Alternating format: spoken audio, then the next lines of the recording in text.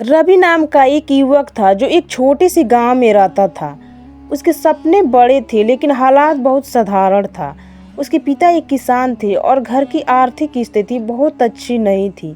लेकिन रवि को विश्वास था कि अगर वह कड़ी मेहनत करे और धैर्य बनाए रखे तो वह अपनी ज़िंदगी बदल सकता है।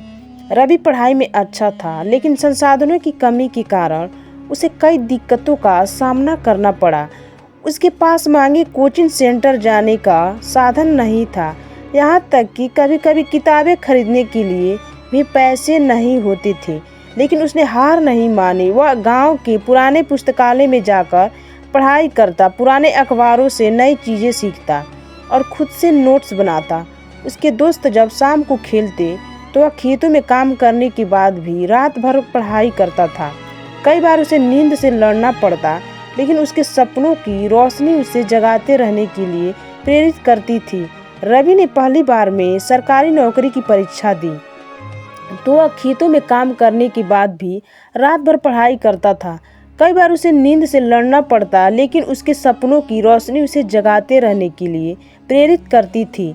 रवि ने पहली बार में सरकारी नौकरी की परीक्षा दी, लेकिन वह असफल हो गया। कुछ लोग मजाक उड़ाने लगे। रिश्तेदारों ने भी ताने मारे कि वह गांव में रहकर पढ़ने से कुछ नहीं होगा। लेकिन रवि ने इन तानों को अपनी प्रेरणा बना लिया। उसने अपनी गलतियों को पहचाना, खुद को सुधारा और दुगनी मेहनत फिर से तैयारी शुरू की। रवि ने अपनी दिनचर्या को और अनुशासित बनाया। वह सुबह जल्दी उठकर पढ़ाई करता, कठिन विषयों को पहले निपटता और समय का सही उपयोग करता। उसने धैर्य नहीं खोया क्योंकि उसे पता था कि सफलता रातों रात नहीं मिलती। आखिरकार उसकी मेहनत रंग लाई। उसने परीक्षा पास कर ली और उसका चयन एक प्रतिष्ठित सरकारी पद के लिए हो गया। गांव में जब यह खबर फैली तो वही लोग जो उसे ताने मारते थे अब उसकी तारीफ कर रहे थे। रवि की कहानी हमें यह सिखाती है कि सफलता की चाबी मेहनत और धैर्य से मिलता है।